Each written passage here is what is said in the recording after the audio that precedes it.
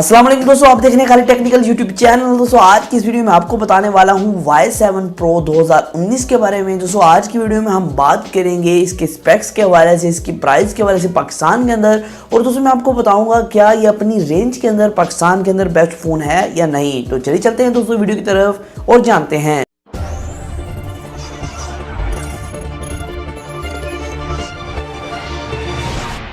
तो पहले दोस्तों अगर आपने हमारा चैनल अब तक सब्सक्राइब नहीं किया तो नीचे जाके लाल कलर के सब्सक्राइब बटन में क्लिक करके सब्सक्राइब कर लीजिए, बेल नोटिफिकेशन को ऑन कर लीजिए और वीडियो को लाइक एंड शेयर करना मत भूलिएगा। पहले जान लेते हैं कुछ स्पेक्स, इसके बाद मैं आपको बताऊंगा कि ये मोबाइल फोन अपनी प्राइस रेंज के अंदर बेस्ट फोन है या नहीं। अगर नहीं है तो कौन सा फोन ऐसा है जो इस प्राइस रेंज के अंदर बेस्ट फोन है।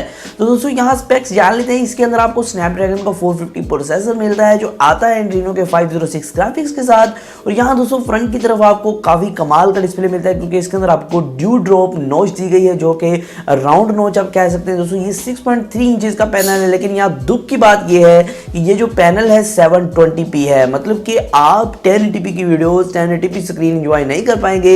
यहाँ सिर्फ आपको डिस्प्ले 720p मिलता है। दोस्तों ये मोबाइल फोन आता है 3GB RAM 32GB internal storage के साथ। और यहाँ दोस्तों इसके अंदर हाइब्रिड सिम स्लॉट की सहूलत दी गई है, मतलब कि अगर आप 2 सिम लगाना चाहते हैं तो आप चला सकते हैं, लेकिन अगर आप मेमोरी कार्ड इंस्टॉल करना चाहेंगे तो आपको एक सिम को निकालना पड़ेगा और दूसरी सिम की स्लॉट की जगह पे आप मेमोरी कार्ड को इंसर्ट कर पाएंगे। दोस्तों यहाँ कैमरा के हवाले से अगर बात करते चलें दोस्तों, बैक की तरफ आपको 2 कैमरा देखने को मिलते हैं, 13 मेगापिक्सल कैमरा और दूसरा 2 मेगापिक्सल का डेप्थ सेंसर आपको मिलता है। और यहाँ दोस्तों फ्रंट की तरफ आपको 16 मेगापिक्सल का सेल्फी शूटर प्रोवाइड किया गया है। दोस्तों ये मोबाइल फोन आता है 4000 mAh की बैटरी के साथ, लेकिन दोस्तों इसके अंदर आपको किसी भी किस्म की फास्ट चार्जिंग नहीं मिलती है। और यहाँ मैं दोस्तों आपको बताता चलूं, इसके अंदर आपको फिंगरप्रिंट स्कैनर भी नहीं दिया गया, आपको फेस अनलॉक से गुजारा करना पड़ेगा। ये मोबाइल फोन दोस्तों पाकिस्तान की लोकल मार्केट के अंदर आएगा 23,000 से 25,000 की रेंज में। दोस्तों ये जो फोन है काफी ओवर प्राइस्ड है। अगर देखा जाए दोस्तों ये फोन आना चाहिए था 20,000 से 18,000 की रेंज के अंदर, तो ये बीट कर पाता मार्केट को ये मतलब कि बीट कर देता। लेकिन दोस्तों